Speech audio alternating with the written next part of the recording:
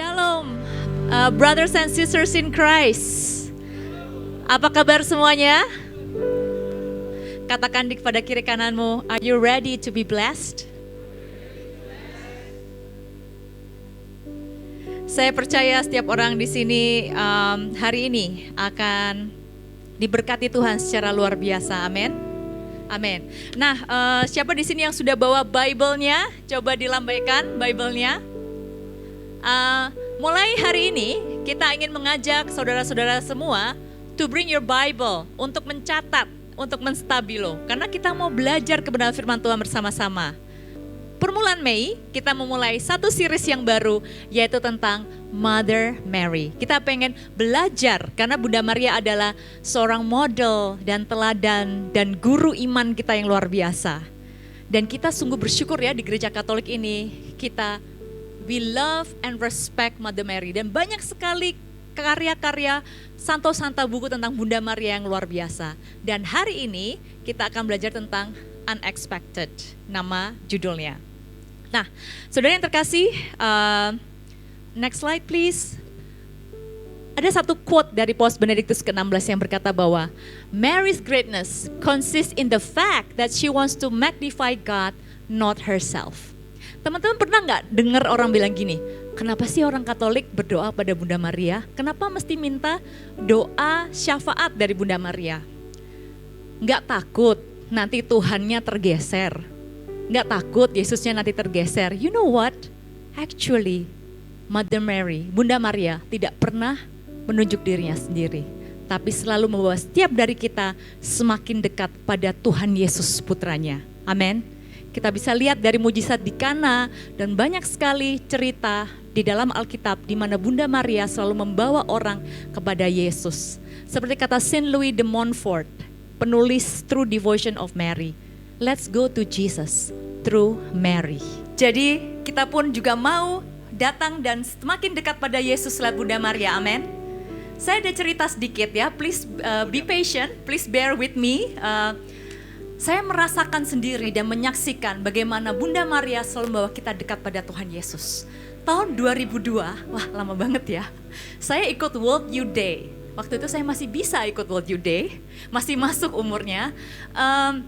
Dan disitulah pertama kali saya merasakan kayak wow, sukacita yang luar biasa. Dan saya merasa, wah aku pengen jadi pengikut Tuhan yang lebih lagi, kenal Yesus lebih lagi. Karena di World Youth Day itu banyak anak muda dan kita mengalami revival di dalam Tuhan Yesus, di dalam Roh Kudus. Nah akhirnya saya sama teman-teman saya yang orang Indonesia, yang waktu itu kita kuliah di Amerika, di Michigan, kita pergi ke World Youth Day. Pulangnya kita bilang, kita bentuk yuk komunitas Katolik buat anak Indonesia. Waktu itu ada 3 atau 4 dari kita yang pergi bareng-bareng dan mau bikin komunitas Katolik.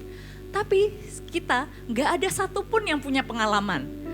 Boro-boro komunitas ya, dulu SMA sukanya pulang sekolah nonton gitu kan ya. Jadi dulu tuh belum mengenal lah yang namanya komunitas. Akhirnya kita bingung gimana ya caranya. Kemudian saya teringat, 1 tahun sebelum 2002, 2001, saya pernah ketemu satu orang Indonesia, dia tuh udah mau lulus kuliah, tapi dia kuliah di negara bagian lain. Dan dia bilang, tahun depan aku bakalan kerja di Michigan. Dan orang ini itu ketua komunitas di negara bagian itu. Akhirnya aku ingat, iya ya, tapi aku nggak tahu nomor teleponnya, aku nggak tahu emailnya, sama sekali nggak tahu. Cuman ingat nama depannya aja. Dan zaman itu nggak ada social media Mas Ian ya, maksudnya social media belum secanggih sekarang. Jadi mau stalking orang nggak keluar tuh susah. Cuman ada Google Search, itu pun terbatas waktu zaman itu. Akhirnya, aduh sayang ya, aku tuh regret. I wish aku catat nomor teleponnya atau emailnya. Akhirnya aku bilang sama teman-temanku, ya udah, kita nggak tahu mulai dari mana kan, mari kita berdoa rosario setiap hari Sabtu. Dan bulan itu adalah bulan Oktober, bulan rosario. Hanya kita doa dan kita mengintensikan, kita pengen punya komunitas Katolik untuk anak Indonesia. And you know what? Di akhir kita doa rosario, penutupan bulan rosario, waktu itu saya tugas jadi usher di misa sore. Akhirnya tugas saya membagikan kantong kolektor kan, salah satu tugas usher. And guess what?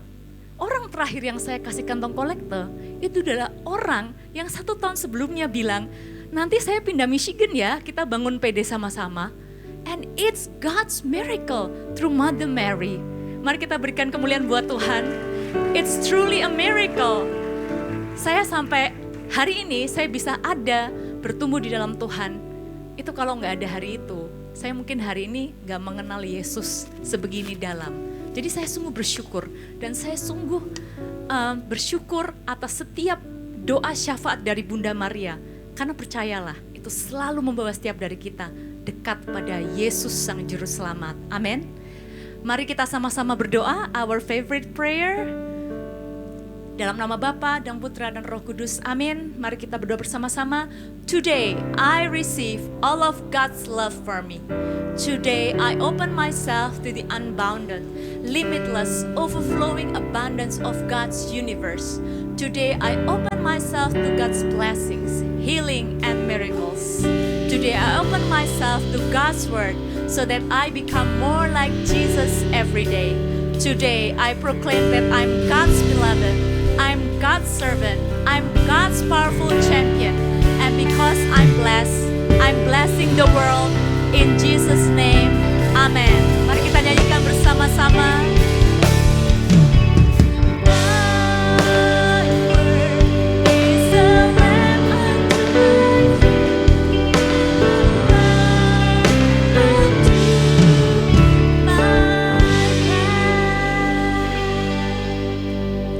Mari kita buka sama-sama, brothers and sisters. Bagi yang bawa kitab suci, yuk kita buka sama-sama. Yang gak bawa physical Bible bisa buka e-Bible-nya. Dari Lukas bab 2 ayat 16 sampai 20. Mari kita buka Lukas bab 2 ayat 16 sampai dengan 20. Oke, let's read together. Lalu mereka cepat-cepat berangkat dan menjumpai Maria dan Yusuf dan bayi itu yang sedang berbaring di dalam palungan. Dan ketika mereka melihatnya, mereka memberitahukan apa yang telah dikatakan kepada mereka tentang anak itu. Dan semua orang yang mendengarnya heran tentang apa yang dikatakan gembala-gembala itu kepada mereka. Tetapi Maria menyimpan segala perkara itu di dalam hatinya dan merenungkannya. Maka kembalilah gembala-gembala itu sambil memuji dan memuliakan Allah, karena segala sesuatu yang mereka dengar dan mereka lihat semuanya sesuai dengan apa yang dikatakan pada mereka. Saudara, saya pengen menggarisbawahi di sini, tetapi Maria menyimpan segala perkara itu di dalam hatinya dan merenungkannya. Kenapa? Saya kasih konteks dikit ya. Di Lukas bab 1, kita membaca, jadi teman-teman bisa tulis Lukas bab 1 ayat 31 sampai 33, bisa dibaca di rumah. Malaikat Gabriel itu mendatangi Maria dan berkatakan bahwa engkau akan mengandung dari Roh Kudus, dan hendaklah engkau menamai dia Yesus. Ia akan menjadi besar dan akan disebut anak Allah yang maha tinggi, dan Tuhan Allah akan mengaruniakan kepadanya tahta Daud bapa leluhurnya, dan ia akan menjadi raja atas kaum keturunan Yakub sampai selama-lamanya, dan kerajaannya tidak akan berkesudahan. Tapi yang terjadi, Maria harus melahirkan di kandang. Bayangkan perasaan saudara kalau jadi Maria. Nah, mungkin di saat dia questioning, beneran gak sih ini anak Tuhan dapat tahta Daud, kok bisa lahirnya di kandang? Mungkin di saat dia questioning itu, kemudian datanglah gembala-gembala yang dikasih tahu sama malaikat, datanglah ke palungan itu, datanglah ke kandang itu, ada juru selamat yang lahir, dan tandanya engkau akan menemui dia di atas palungan. Dan gembala itu bersuka cita karena persis yang dikatakan malaikat itu terjadi, dan mereka testify. Mungkin Maria bingung ya, oke, yang dikatakan gembala ini seperti yang dikatakan malaikat Gabriel kepadaku. Tapi kenapa keadaannya seperti itu? Tapi Maria menyimpan segala perkara itu di dalam hatinya dan merenungkannya. Dan kita akan membahas lebih dalam arti dari kata-kata ini, dari kalimat ini. Kita seringkali panik kan dan kecewa kalau ada hal-hal yang tidak sesuai ekspektasi kita. Betul nggak? Tapi you know what? Blessings often come from the unexpected. Dan itulah yang terjadi pada Bunda Maria saat ia melahirkan Yesus. So mari kita tenangkan hati kita. Tuhan Yesus, kami mungkin saat ini panik, kami mungkin saat ini kecewa karena banyak hal yang terjadi tidak sesuai ekspektasi kami. Tapi ajar kami Tuhan agar kami terus setia kepadamu seperti Bunda Maria. Dan Bunda Maria, doakanlah kami selalu. Amin. Mari saat ini kita sama-sama menyanyikan bahwa firman Tuhan adalah pelita kami.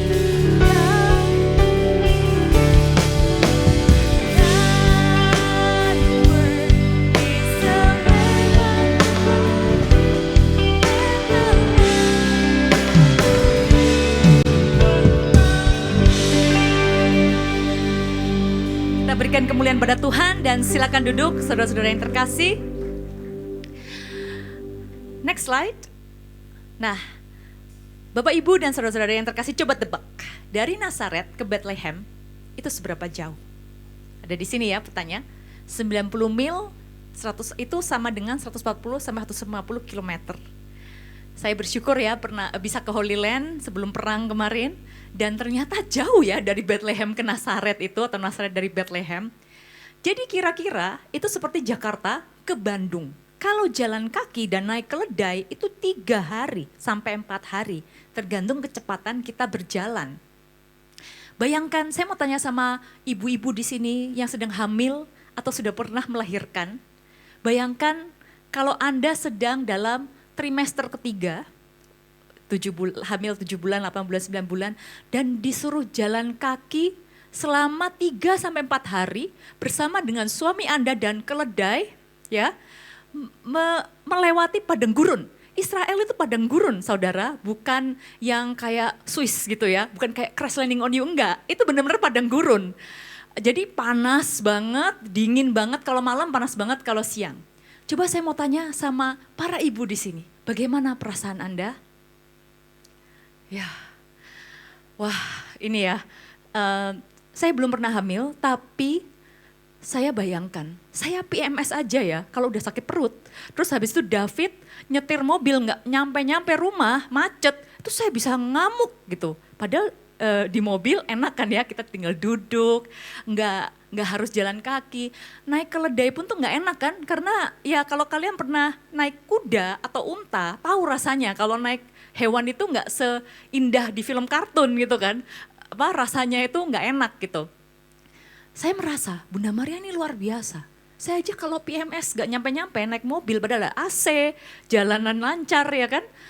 Itu aja saya marah. Tapi Bunda Maria ini benar-benar luar biasa. Luar biasa banget menurut saya. So, nah kalau yang teman-teman bawa Bible atau e-Bible, kita buka sama-sama di Lukas bab 2 ayat 1 sampai 5. Ya, kita buka. Lukas bab 2 ayat 1 sampai 5. Saya sengaja nggak tulis di sini di slide karena saya pengen saudara membaca dan siapkan highlighter, stabilo, teman-teman semua. Kita baca ya. Pada waktu itu Kaisar Agustus mengeluarkan suatu perintah, menyuruh mendaftarkan semua orang di seluruh dunia.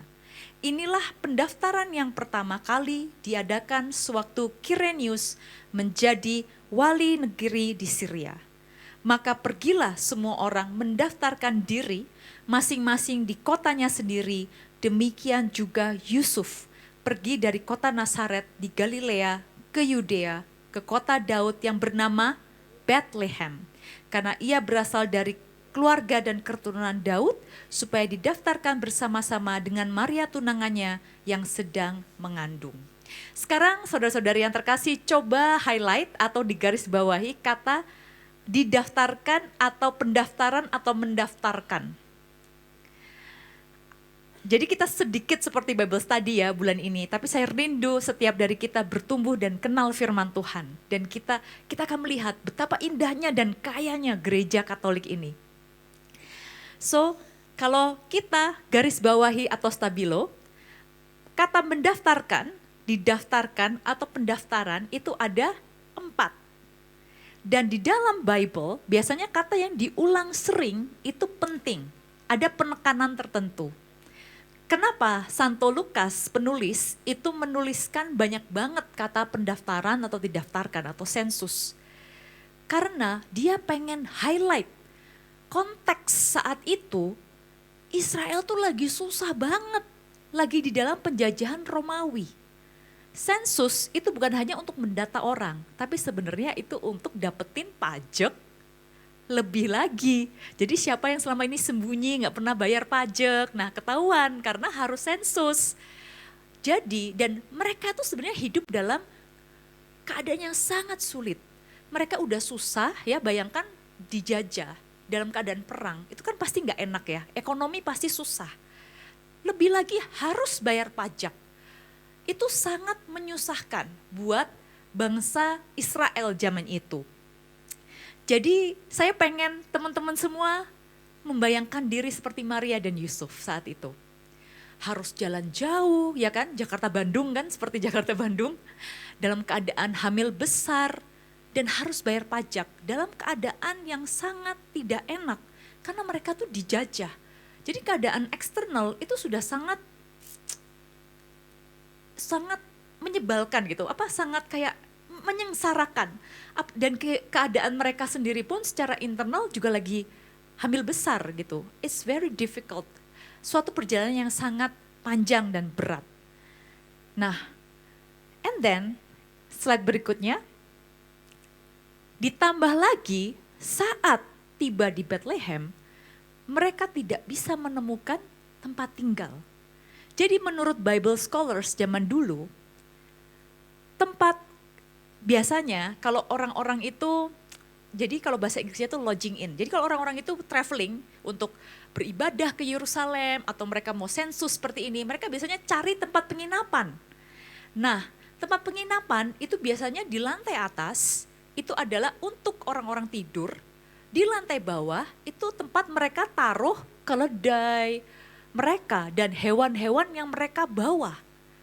Karena nggak ada, atau di gua, jadi either di gua atau di lantai bawahnya yang dekat sama tempat penginapan. Jadi karena mereka nggak, ibaratnya kalian nggak dapat hotel, disuruh tidur di garasi, seperti itu. Karena kendaraan zaman dulu itu ya keledai itu kan. So that's what happened to Mother Mary dan Santo Yusuf.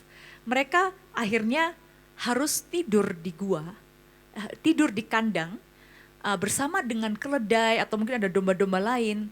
Dan saya yakin ini pasti bukan bayangan Bunda Maria. Bayangkan yang tadi kita baca ya dari Lukas 1. Malaikat bilang, akan dikaruniakan kepadanya tahta Daud. Daud itu seorang raja. Bayangkan kalau kalian jadi orang tua ya, terus Tuhan bersabda nih pada kalian, anakmu akan diberikan tahta raja. Terus lahirnya seperti itu. Kalian marah gak sama Tuhan? Pasti kecewa dan marah. Kecewa banget gitu. Ini apa-apaan? Like, are you joking? Kayak yang bener aja.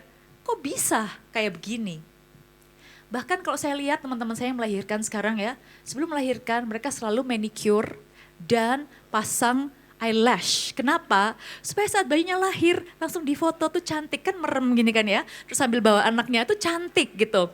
Cantik, so, terus mereka udah pasti survei, rumah sakit ini dokternya gimana, tempatnya seperti apa, nanti pas anaknya lahir perawatannya seperti apa. Pasti kita mau the best untuk anak kita. Ya, kita mau yang terbaik saat kita melahirkan untuk anak kita dan untuk kesehatan kita sendiri. Jadi saya kalau membayangkan, if I were Mary, saya akan sangat kecewa. Saya akan merasa, Tuhan kamu bercanda ya sama saya. Kenapa ini yang kamu bilang anak Allah, kau akan berikan tahta Daud, tapi seperti ini. Tapi yang luar biasa dari Maria, tadi kita baca di Lukas bab 2, but she kept everything in her heart, walaupun dia tidak mengerti. Kalau saya, mungkin saya curhat di Instagram, ya. Tapi Maria menyimpan semuanya di dalam hati. Dan kita akan melihat apa arti menyimpan di dalam hati ini? Dan kita melihat the amazing blessing yang terjadi dari hal yang unexpected ini. Yuk kita bedah satu-satu. Yang pertama, next slide. Why Bethlehem? Kenapa sih harus susah ke Bethlehem? Dari Nazaret ke Bethlehem. Pas mau lahiran pula, why? Dan ternyata kita baca next slide dari Mika bab 5 ayat 1 sampai 2. Yuk kita buka sama-sama. Mika ada di Perjanjian Lama karena kedatangan Mesias itu sudah dinubuatkan dari zaman nabi-nabi di Perjanjian Lama. Kita buka sama-sama ya dari Mika bab 5 ayat 1 sampai dengan 2. Dan teman-teman bisa stabilo ya kata-kata yang menarik atau berbicara pada Anda semua. Mika bab 5 ayat 1 sampai 2. Tetapi engkau, hai Bethlehem Efrata, hai yang terkecil di antara kaum-kaum Yehuda, daripadamu akan bangkit bagiku seorang yang memerintah Israel, yang permulaannya sudah sejak purbakala, sejak dahulu kala. Sebab itu ia akan membiarkan mereka sampai waktu perempuan yang akan melahirkan telah melahirkan. Kita stop di sini ya. Saudara, Mika itu menubuatkan bahwa akan ada Mesias. Akan ada Mesias yang membebaskan Israel. Itu akan datangnya dari Bethlehem. Oleh karena itu ini bukan suatu kebetulan. Walaupun harus berjalan jauh ke Bethlehem, tapi supaya digenapi Yesus diakui sebagai Mesias, itu dia memang harus lahir di Bethlehem. Dan yang terlebih luar biasa, saat saya ke Holy Land, saya melihat palungan tuh kayak gimana. Kalau kita di gereja kan biasanya ditaruh yang kayak kayu gitu ya, terus ada jerami-jerami kalau setiap Natal. Ternyata, tahu nggak palungan itu seperti ini. Dalam bahasa Inggris itu adalah a manger. Dan itu sebenarnya dari bahasa Latin, atau kalau teman-teman bisa bahasa Prancis gitu ya, itu manja, atau bahasa Spanyol. Itu yang artinya adalah to eat. Jadi sebenarnya manger, palungan itu apa sih? Itu tempat makan domba. Dan ini bukan suatu kebetulan saudara. Karena, dan Bethlehem itu artinya adalah Beit Lehem. Beit itu artinya rumah, lehem itu artinya roti. Rumah roti. Dan kita tahu bahwa Yesus adalah the bread of life. Roti hidup yang memberi kita domba-dombanya itu makan. Sungguh luar biasa, tidak ada suatu yang kebetulan. Mesias lahir di Bethlehem.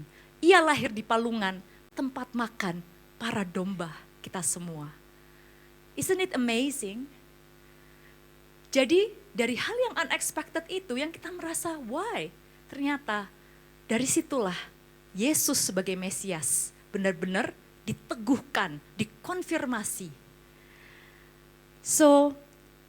Dan yang berikutnya, tadi kita udah lihat kan, ternyata ada unexpected blessing. Ternyata dia memang harus lahir di Bethlehem.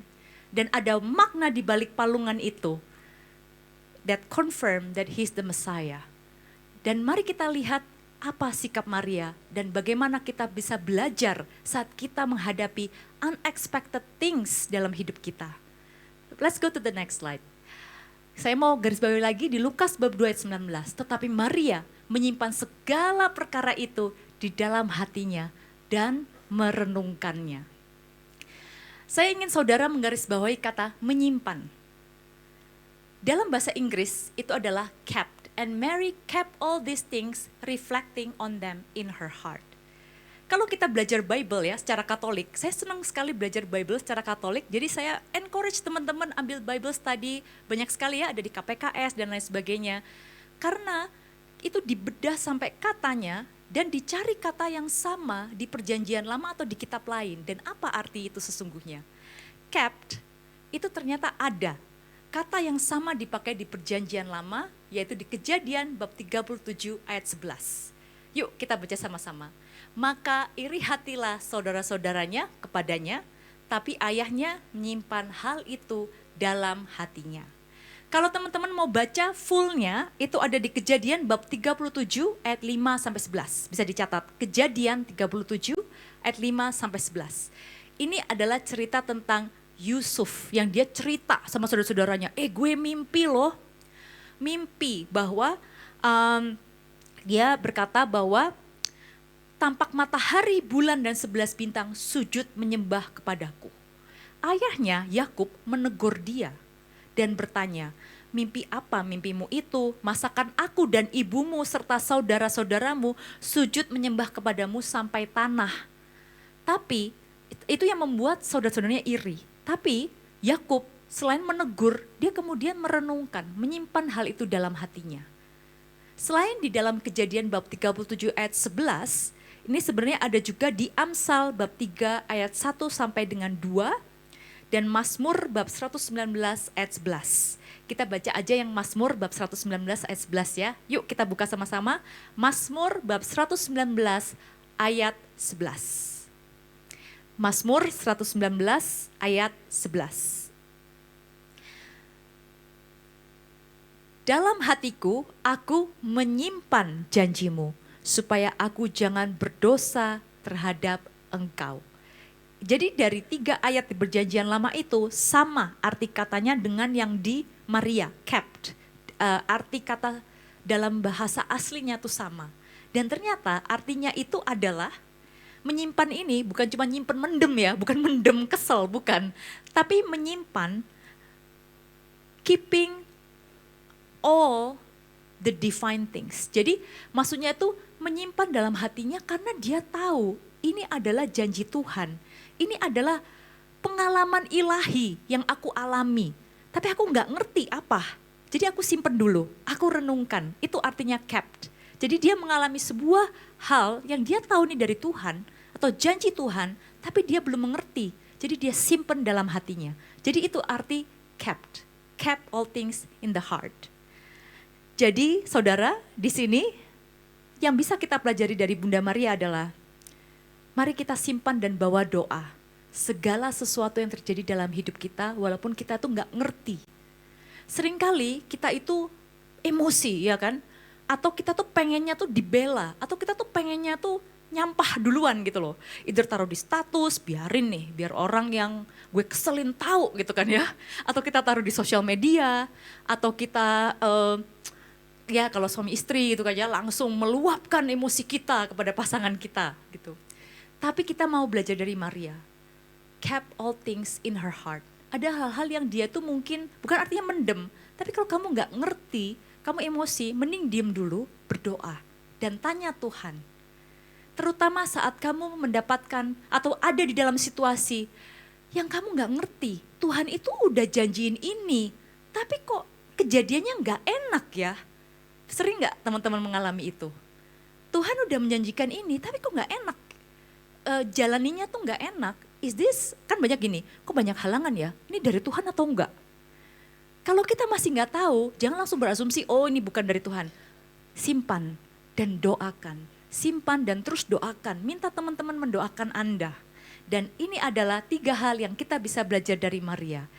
Kept all things in her heart, and believe that, next slide, yang pertama, and believe that sometimes God uses unexpected situations to bring unexpected blessings. Ini pernah terjadi dalam kehidupan saya. Tahun 2012 saya itu harus keluar dari pekerjaan saya karena tim marketingnya tuh semua pindah ke Singapura. 2014. Pindah ke Singapura, there's no position for me, kecuali saya ikut pindah ke Singapura. Sedangkan saya nggak bisa karena pekerjaan David itu ada di Jakarta. Dan sebenarnya saya pengen, ya udahlah saya di Singapura, kamu di Jakarta. Tapi kan kita tahu di firman Tuhan bahwa nggak baik kalau suami istri itu berpisah terlalu lama gitu ya. Jadi akhirnya kita bersepakat, kita berdoa dan harus ada kesepakatan suami istri ya kalau mau pindah dan lain sebagainya, kita bersepakat Jakarta. Dan dengan berat hati saya harus pindah ke perusahaan lokal. Yang saya pikir ini perusahaan apa ya? Saya juga nggak yakin gitu loh mau masuk perusahaan ini. Tapi ternyata it became the best unexpected blessings in my life so far. Ternyata saya sangat suka banget dengan pekerjaan itu dan saya mendapatkan God's purpose dalam pekerjaan saya yang saya jalani. Jadi saudara kadang believe, selalu punya faith dan terus bawa dalam doa kalau kamu gak mengerti. Believe, sometimes God uses unexpected situation to bring unexpected blessings.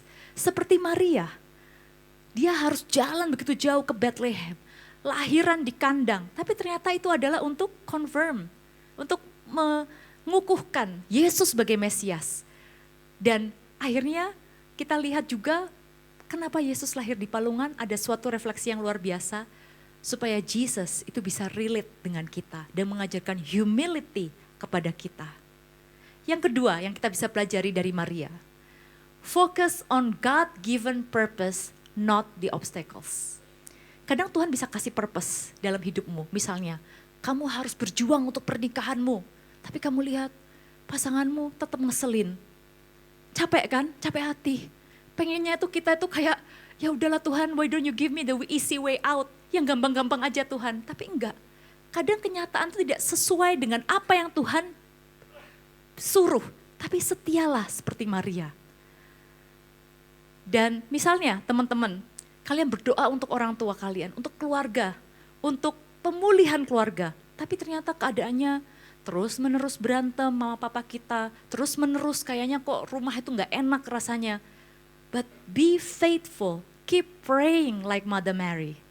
Atau mungkin di dalam pekerjaan kalian, atau apapun yang Tuhan sudah kasih purpose, misalnya ayo kamu pelayanan, bangun komunitas. Tapi ternyata keadaan tidak seindah itu. Ternyata bangun komunitas susah banget. Ternyata kita melayani mungkin kita disakiti. But stay faithful. Jangan fokus pada masalah dan kendalanya, pada obstacles-nya, but focus on God-given purpose. Yang ketiga, saya akan share, karena yang kedua dan ketiga ini mirip ya, saya akan share pada akhirnya satu pengalaman pribadi saya. Yang ketiga yang bisa kita pelajari dari Maria adalah, bring Jesus to others, no matter what the situation is. Bunda Maria tetap menjalani dan melahirkan Yesus bagi dunia ini. Dan bahkan bukan hanya itu, sebenarnya kalau Bunda Maria kesel, ngambek, dia bisa berhenti ngelahirin doang, ya udah. Bye Tuhan, aku capek, aku kesel sama Tuhan misalnya. Tapi Bunda Maria itu setia, bahkan nanti kita lihat di minggu-minggu berikutnya sampai Yesus mati di salib dan Pentakosta. Bunda Maria terus setia dan percaya bahwa anaknya itu adalah Mesias yang akan membebaskan seluruh dunia. No matter what your situation is, mari kita mau melahirkan Yesus. Walaupun mungkin keadaan kantormu tuh gak enak, walaupun mungkin bisnismu lagi struggling, walaupun mungkin keadaan rumahmu tuh lagi panas. But let's make a decision to bring Jesus to others, no matter what the situation is. Dan bukan hanya masalah yang gak enak ya, kadang kalian itu bisa tergiur oleh sesuatu yang kelihatannya berkat. Be careful, dalam situasi yang enak dan memikat, ask yourself, dengan decision ini, will I bring Jesus to others? Misalnya kalian digoda untuk take commission yang seharusnya tidak kalian ambil, atau misalnya kalian masuk ke dalam relationship yang seharusnya kalian tidak jalani. Dalam segala situasi yang kelihatannya enak maupun gak enak, let's bring Jesus always to others. Saudara, Bunda Maria setia sampai akhir. Walaupun banyak hal unexpected terjadi dalam hidupnya. Dan ini sering terjadi dalam hidup kita. Saya akan share satu hal, saya mau undang tim Praise and Worship untuk naik dan kita setelah ini kita akan berdoa bersama-sama. Saya akan mendoakan teman-teman yang mungkin saat ini mengalami hal-hal yang unexpected. Mari kita minta syafaat Bunda Maria agar kita bisa terus setia kepada Yesus dan berpegang pada janjinya. Saudara, saya itu waktu tahun 2002, saya ini balik nih ya ke sharing saya yang pertama. Itu kakak-kakak rohani saya bilang begini, percayalah seperti di kitab suci, satu orang diselamatkan, seluruh rumah akan diselamatkan. Itu ada kan ayatnya di kitab suci? Saya berdoa. Mama saya itu Katolik, tapi papa saya itu bukan dulunya. Dan papa saya itu orang yang sangat keras hati. Dan dia sering melarang kalau mama saya mau kur atau apa tuh sering dilarang. Dan sering begini, ngapain kamu ke gereja, pulang juga ngomel-ngomel gitu. Ya mungkin ada ibu-ibu yang satu penderitaan dengan mama saya ya. Kayak ngapain lo ke gereja, ntar pulang juga ngomel-ngomel gitu ya. Kita doakan para suami yang berkata seperti itu ya. Eh, Saudara, mama saya, jadi papa saya itu tidak mengenal Tuhan. Dia pokoknya tahu. Jadi kalau saya selalu bercanda, papa saya itu agamanya adalah kepercayaan kepada Tuhan yang Maha Esa. Karena dia bilang iya ada a greater power, tapi saya nggak percaya agama karena percuma. Orang-orang yang beragama juga hidupnya nggak baik-baik aja, atau ada juga yang nipu, ada juga yang ngomel gitu-gitu ya. Nah, saya berdoa untuk papa saya. Berjalanlah ya, 10 tahun, 2012, masih belum mau. Bahkan kita menikah di gereja, kita berharap papa saya tersentuh gitu ya. Kita bikin misa yang indah, papa saya belum tersentuh juga. Terus papa saya itu sempat bypass di tahun 2012. Belum juga dia mau jadi Katolik. Kemudian di tahun 2014 papa saya itu kena tumor CA stadium 1. Operasi besar. Tapi itu pun dia belum mau untuk mengenal Tuhan, walaupun kita sudah tawarkan. Akhirnya dia harus check up kan, karena dia ada CA itu, ada cancer. Setiap 6 bulan dia cek, hasilnya bagus. Sampai di awal 2017 itu muncul kembali, tapi kecil. Dan dokter bilang, oh ini susah diapa-apain, udah berdoa aja ya Pak. Kita berdoa minta mujizat. 6 bulan kemudian juga masih kecil, nggak bertumbuh. Tapi saya tuh deg-degan, namanya kanker paru-paru, itu kan gimana ya, itu bahaya gitu, mau stadium berapa tuh pasti kita deg-degan kan. Nah saya tuh bilang, Tuhan ini sudah 15 tahun saya mendoakan papa saya. Kenapa dia kok belum kenal sama Engkau Tuhan? Apalagi dia ini udah kena kanker, masih belum juga mau mengenal Engkau. Karena saya merasa papa saya tuh hidupnya tuh hampa, jadi dia tuh bitter gitu loh orangnya. Kayak ada apa-apa, ya udahlah pokoknya kita kerja, berbuat baik, hidup juga gini-gini aja. Itu prinsip hidupnya dia. Dan dia bilang, anyway papa bakalan meninggal umur 60. Karena engkong papanya papa semua meninggal umur 60. Jadi dia sudah punya mindset yang negatif seperti itu. Very bitter about life. Bukan bitter ya, apatis menurut saya. Nah akhirnya 2017 teman saya dia menikah di Perancis. Saya bilang, oke, I will make a pilgrimage. Saya akhirnya waktu itu ziarah sendiri karena teman-teman saya nggak ada yang Katolik. Saya ziarah, kalau mau pergi berdua waktu itu belum punya duit. Akhirnya saya pergi sendiri. Saya ziarah ke Fatima dan saya pergi ke tempat Saint Louis de Montfort. Saint Louis de Montfort ini adalah seorang santo yang menulis banyak buku tentang devosi Maria. Seorang santo yang luar biasa. Teman-teman saya rekomen untuk baca buku-bukunya. Saya pergi. Saya berdoa untuk papa saya, kesembuhan papa saya bilang, kalau memang papa saya gak bisa sembuh, saya minta agar papa saya bisa mengenal kasih Tuhan, bahwa dia dikasihi sebelum dia meninggal. Akhirnya yang terjadi 2017 akhir, itu kankernya ternyata membesar dengan sangat cepat, bahkan dokter pun kaget. Saya terus terang kecewa, tapi ya udah. Saya belajar untuk percaya. Dan akhirnya mulai kemoterapi di awal 2018. Kemoterapi. Dan suatu hari setelah papa saya itu kan kemonya itu berkali-kali ya. Harusnya tuh 6 bulan. Jadi dia 3 bulan pertama. Nah di 3 bulan pertama itu berhasil mengecil. Tapi yang menarik itu begini. Di akhir kemo yang ketiga, dia tuh didatengin sama orang-orang, kan ada yang mendoakan ya. Kalau di rumah sakit, karena di KTP-nya Kristen, dia didoakan orang-orang Kristen. Terus papa saya bilang, aku gak suka banget didoain. Terus aku bilang gini, sudahlah Pak, doa itu berkat. Papa gak percaya pun terima aja. Tapi terus terang saya sedih dalam hati saya. Kenapa papa saya ini masih kayak begini ya? Dan akhirnya singkat cerita, papa saya hanya 3 bulan kemo. Setelah dia bilang itu, dia pulang, dia drop. Saya pulang, hari Selasa papa saya masuk rumah sakit. Saya berdoa, saya semakin gencar berdoa ya. Saya mungkin doa tiap hari, tiap jam maksud saya. Saya yang tiap hari sekarang tiap jam for my father. Karena dropnya parah banget. Saya berdoa. Dan saya berdoa rosario terus untuk papa saya. Dan di hari Rabu malam saat saya bingung cari darah buat papa saya waktu itu. Karena dia albuminnya drop sekali. Saya terus berdoa di PMI, saya ngantri udah 3 jam gak dapet darah, saya berdoa. Guess what saudara, Papa saya bilang dia mau dibaptis. Dia mau dibaptis. Dan akhirnya, dan yang paling, menurut saya yang paling, saya merasa it's a miracle. Dan itu thanks untuk dari doa syafaat Bunda Maria adalah, pada saat papa saya mau meninggal, dia angkat tangannya dan dia bilang dia melihat Yesus. Terus saya bilang, Papa bilang terus Yesus, Yesus. Dan sampai dia meninggal, saya sungguh bersyukur karena papa saya mengalami kasih Tuhan sebelum dia meninggal. And you know what? Dia meninggal di tanggal 28 April.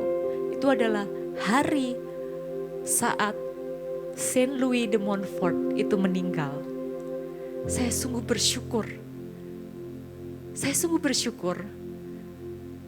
Saudara, kalau Tuhan sudah kasih janji and purpose, mungkin selama 15 tahun, selama 16 tahun saya berdoa sepertinya tuh kayak gak ada hasil. But you know what? Jangan menyerah. Jangan lihat obstacle-nya. Mungkin kalian melihat pasangan kalian kenapa makin nyebelin gitu ya. Tapi Tuhan bilang, ayo terus, kamu akan punya pernikahan yang indah. Do not give up. Kalau Tuhan bilang, kamu akan mempunyai pasangan hidup dari Tuhan, terus berdoa dan percaya. Kalau kamu saat ini dikasih purpose dari Tuhan to bless many people through your job, tapi kalian merasa kok kayaknya semuanya tuh dead end.